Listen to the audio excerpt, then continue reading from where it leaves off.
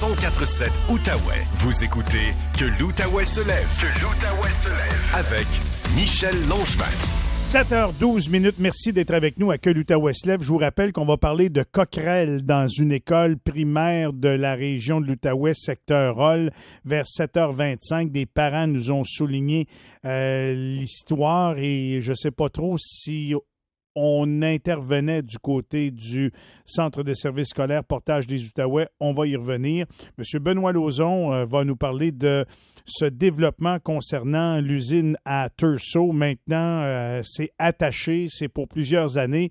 Mais c'est quoi qu'on va faire exactement? Moi, j'en ai aucune espèce d'idée. Je comprends pas, je suis très visuel. M. Lauzon sera avec nous vers 7h35. Mais pas tout de suite. Maître Frédéric Bérard. Comment allez-vous, Maître Bérard? Écoute, ça va comme c'est mené. Comment c'est mené, ça change à tous les 5 minutes, mais est-ce que je t'ai vraiment entendu dire coquerelle et école dans la même phrase? Écoute, sois pas surpris. On a des vieilles écoles au Québec. Écoute, j'ai envie de dire, je veux pas dire que c'est normal, mais c'est possible de plus en plus, Fred. Pas tout le monde qui a le luxe d'aller dans une belle université, propre et en ordre, bien nettoyée. Hein? Tu vois, t'es pas allé à l'université, toi, je pense. Hein? Ils sont plutôt vieilles et mal en point, hein, c'est ça? Écoute, McGill, ça va. Mais l'Université de Montréal, là, ils ont fait des rénovations, c'est mieux, mais tu sais que McGill, le fric lui sort par les oreilles grâce aux dons de ses anciens étudiants. C'est très, très fort, ça, dans la mentalité anglo-saxonne, la mentalité américaine. Ils remettent de l'argent à leur alma mater, hein? Écoute, mais des tonnes et des tonnes de fric, là. Aux États-Unis, Harvard là, pourrait couper les frais de scolarité, ramener ça à zéro. Il serait capable de survivre encore pendant 1000 ans, là, probablement, avec les dons de 5, 10, 15, 20, 30, 50 millions qu'ils reçoivent ici et là. Au Québec, McGill, évidemment, c'est plus petit que Harvard, mais ils reçoivent des trucs absolument phénoménaux. Mais chez les francophones, on n'a pas cette culture de la philanthropie. Fait que ça change l'affaire. Puis pour le reste, revenons à la coquerelle 2 secondes, juste pour te dire que moi, j'ai entendu une histoire pas plus tard qu'avant-hier sur le débat sur les lunchs à l'école. Là, ça a fait une histoire sur les réseaux sociaux. C'est pelay. Je pensais jamais que ça se rendrait là. Mais écoute, il y a des gens qui ont dit que dans les écoles de leurs enfants, à Montréal et ailleurs, l'eau potable n'existe pas. Donc, l'enfant est obligé de partir avec sa gourde d'eau le matin. Je suis pas surpris. Je suis pas surpris de ça, pas du tout. Écoute, c'est vrai, là. Le parc écolier, là, il fait dur au Québec, pas à peu près. Écoute, il y a un monsieur, c'était dans le journal cette semaine, il est prêt à donner 1000 thermopompes à des écoles du Québec, puis ça fait 1 an qu'ils attendent pour les prendre. Tu sais, je comprends pas. On est à 28 degrés quand il fait chaud dans les classes. Ici, là, il y a quelques vieilles écoles. Je dis pas qu'elles sont toutes mal en point, c'est pas ça que je dis, mais il y en a quelques-unes, dont celle dont on va parler ce matin. Fait que, oui, il y a des parents qui maintenant... Rester chez moi, mémoire, c'était pas la priorité de Legault, ça, l'éducation? Oui, il paraît. En tout cas, il avait dit ça. Oui. Là, ventilation pendant la pandémie, il a même reçu de l'argent du fédéral pour ventiler les écoles. Oui, ce qui est passé, cet argent-là, peut-être dans des sondages légers, mais on n'en a pas vu à couleur dans les écoles. Rajoute des coquerelles, du plomb dans l'eau, tout tombe à terre, c'est pas grave. En tout cas, le mot du chance, c'est la priorité. Si c'était pas une priorité, qu'est-ce que ça serait? Ça va bien. Bon, là, ce matin, tu veux nous parler de quoi, mon Fred? J'ai beau lire, j'essaie de comprendre vers où tu t'en vas. Écoute bien ça. Le haut commissaire des droits de l'homme de l'ONU, qui occupe un poste super important. Puis là, évidemment, c'est une question de goût, là, mais moi, quelqu'un qui s'occupe des droits de l'homme, déjà là, ça m'interpelle. Et l'ONU est loin d'être parfaite, hein, on le sait, ils n'ont pas de pouvoir d'intervention militaire. Ils se font rire un peu d'en face, notamment avec le Conseil de sécurité qui fait partie de l'ONU. Mais reste que, honnêtement, je pense qu'ils ont le cœur à bonne place. Puis ils veulent que l'humanité progresse. Ça, pour moi, là, c'est indéniable, au-delà des critiques qu'on peut leur adresser. Et donc, ce haut commissaire-là, qui s'appelle Volker Turk, il a fait une grosse sortie hier. Il dit ceci: on se dirige, si on ne change pas notre fusil d'épaule rapidement, on se dirige vers une dystopie. Une grosse dystopie. Une dystopie, c'est quoi? C'est quoi une dystopie? C'est sombre, ça? C'est vraiment sombre. Tu sais, par exemple, disons que c'est l'antonyme d'utopie. Hein? L'utopie, tu dis, le paradis sur Terre, ça serait beau, ça serait le fun. C'est comme un rêve utopique, c'est rêvé. Voilà. Ouais. Utopie, cauchemar, c'était mieux. OK, wow. Et puis là, lui, il balance pas ça comme ça. Là, c'est pas le bonhomme 7 heures qui veut faire peur au monde. Il arrive avec des rapports, avec des études, en ayant justement analysé, puis il a une grosse équipe avec lui, là, tu l'imagines bien, en ayant analysé tout ce qui se passe politiquement et médiatiquement parlant à travers la planète. Là, ce qu'il est en train de te dire, c'est que là, on s'en va pas dans la bonne direction. Puis on en a parlé souvent, toi et moi. Mm-hmm. Là, de plus en plus, les gouvernements vont adopter des tactiques militaires envers leurs citoyens. Des tactiques militaires envers d'autres gouvernements vont adopter des mesures de répression. Puis ça, là, tu peux le voir un peu partout dans le monde. Tu sais, des guerres, ça a toujours existé, là, c'est pas nouveau. Mais que les gouvernements se retournent contre leur propre population. Écoute, là, c'est parce que ça pousse comme des petits champignons, tout ça, puis ça monte. Tu sais, c'est pas toujours, comment je te dirais, visible à l'œil nu, cette progression-là.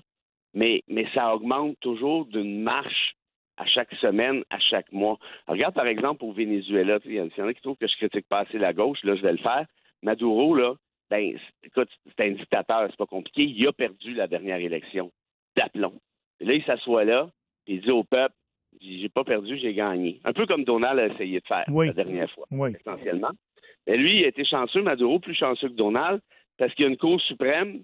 C'était pas le cas de Donald à l'époque, c'est le cas aujourd'hui. Il y a une Cour suprême au Venezuela qui est de son bord. Oui, il a gagné, tout est beau, mais tout le monde le sait que c'est pas vrai.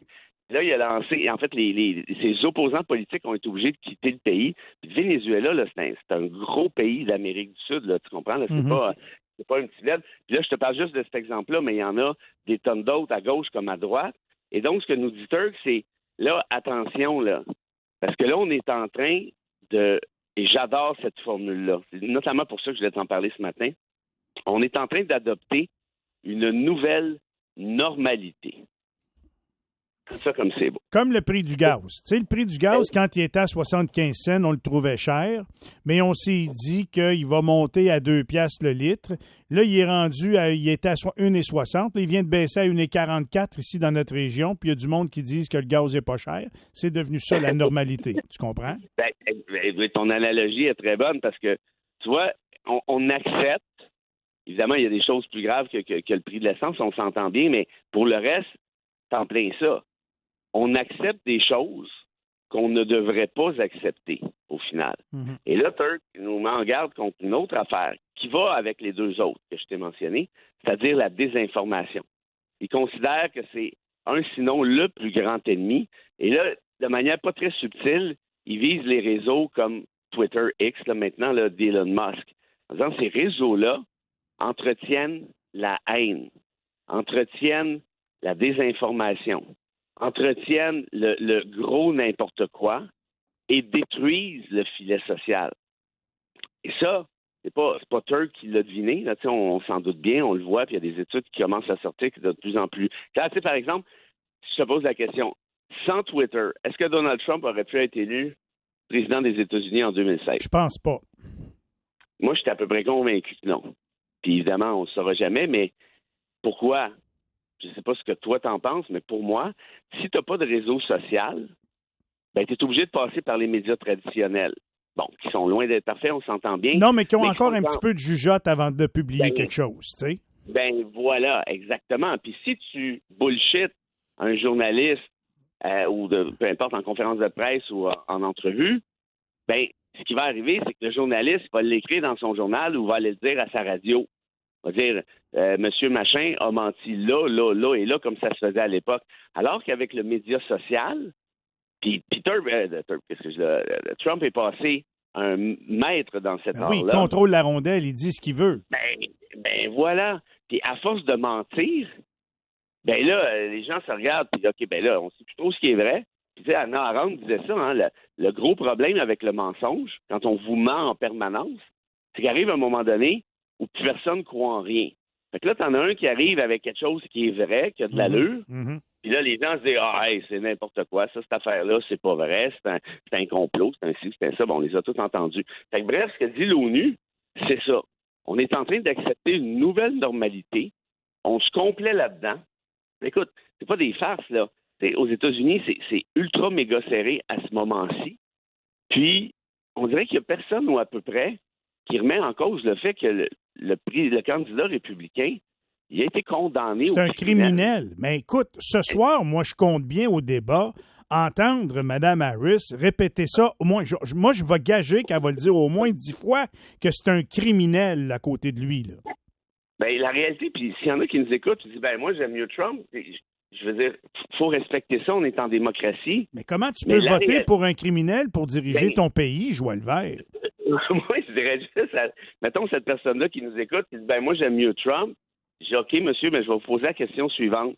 Si c'était Justin Trudeau qui avait été condamné au criminel puis qui avait 3 autres procès qui l'attendent dans le détour pour des trucs très graves, là, on s'entend bien, là, pas pour des niaiseries, là, pas pour étiquette, là. Est-ce que vous diriez la même chose pour Justin? Ou vous nous diriez, faut qu'il débarque, il a été condamné au criminel, c'est épouvantable, swing by? Très bon. Moi, j'ai l'impression que ce serait pas mal plus la deuxième option. Mais on dirait que Trump, il n'y a rien qui lui colle.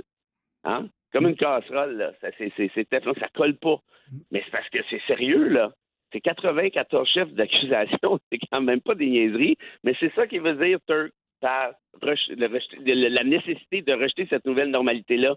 Non, c'est pas normal, puis ça doit pas devenir normal. Et pourtant, il y en a qui ont la normalité facile, m'a dire de quoi, là, sont faciles à normaliser, m'a dire quelque chose, là. Ben, puis là, c'est parce que, tu sais, ça devient le monde à l'envers. Puis là, je vais ramener ça au Canada, puis là, je veux faire attention, parce que je veux pas fâcher personne, mais Pierre Poilievre, il y a de ça peut-être 10 jours, 2 semaines, est allé dire, écoute bien ça, là, c'est pas des farces, que Hitler, c'est un national-socialiste, donc Hitler était à gauche, donc le danger, c'est la gauche. Puis il y en a plein qui embarquent là-dedans, il y en a plein qui boivent le Kool-Aid jusqu'à temps que ça leur sorte par les oreilles. Mais c'est parce que Hitler, c'est pas de la gauche, là. Non, c'est pas parce qu'il y a le mot socialiste là-dedans, c'est un nazi, là, c'est ça que ça veut dire. Et donc, tu vois, il y a une récupération, puis on s'entend que Poilievre va pas aussi loin que Trump, puis il y a des qualités, là, je veux pas non plus l'effacer complètement de l'échiquier. Mais quand tu utilises cet argumentaire-là, t'imagines-tu, toi, qu'il y a, je sais pas moi, 30 ans, Brian Mulroney, pour être élu premier ministre du Canada à titre de conservateur, aurait pu dire une affaire de même. Clairement. Voter pour les conservateurs, on est à droite, parce que vous voyez bien, les libéraux, les autres sont à gauche, puis la gauche, hein, c'est les nazis, regardez, national-socialistes. Voyons donc. Écoute, pendant que tu me parles, là, Fred, écoute, je vais arrêter ça là, parce que je veux pas qu'on parte là-dessus un matin, on n'aura pas le temps. Mais pendant que tu me parles, il y a des gens qui m'écrivent, tu comprends? C'est le même à tous les matins. Puis là, il y a quelqu'un qui m'écrit en lien avec Trump. Tu vois-tu comment est-ce que c'est vrai ce que tu racontes? Puisque le monsieur de l'ONU, il dit, on est en train de normaliser certaines affaires qui sont dégueulasses dans notre société. Donald Trump, là, il a été condamné. Il a été retrouvé, il a été trouvé coupable devant une cour, devant un tribunal. Un jury même. Puis il y a encore du monde. Il y a quelqu'un qui m'écrit ce matin. Il dit, il est drôle ton chum un matin, il n'y a pas de preuve, alors il n'est pas un criminel. Tu comprends-tu? C'est ça, je te dis. Je veux pas rire de monsieur, mais c'est parce que on vit dans on n'est plus là. Si les tribunaux servent plus à rien, si on ne croit plus rien, si les décisions judiciaires ne valent plus rien, bon, ben ça veut dire que les 12 jurés qui étaient là, qui ont condamné Trump, que le juge qui était là, qui a analysé la preuve et tout, si tous ces gens-là ne comptent pas, alors c'est quoi l'option que vous suggérez? Vous voyez, c'est ça le danger, c'est que là, on a institutionnalisé le mensonge, et puis il y en a qui y croient, malheureusement. Malheureusement. Je pense pas qu'on peut avoir une démocratie, Michel, si le mensonge est omniprésent. Je pense. On va s'arrêter là-dessus. Ton message est passé. On surveille ça ce soir. On va avoir l'occasion de s'en reparler. As-tu une petite citation pour m'encourager? Parce que là, je me mets dans tous mes états. Là. Je suis en train de me craquer. Je vais te faire ça vite. Écoute, il y a Turk qui dit ceci. Méfiez-vous des voix criardes, des hommes forts qui jettent de la poudre aux yeux en proposant des solutions illusoires qui nient la réalité. Qui disait ça? On vient de dire. Exactement le même gars, Walter Turk de l'ONU. Méfiez-vous des voix criardes, des hommes forts qui jettent de la poudre aux yeux en proposant des solutions illusoires qui nient la réalité. Merci, Fred. Message est passé. Très bon point. Très bon commentaire encore ce matin. Bon débat ce soir. On se reparle bientôt cette semaine. On lâche pas. Salut. Bye-bye. Que l'Outaouais se lève, ça part bien la journée. Que l'Outaouais se lève pour rester informé. Jusqu'à 10h, vous écoutez Que l'Outaouais se lève. Que l'Outaouais se lève.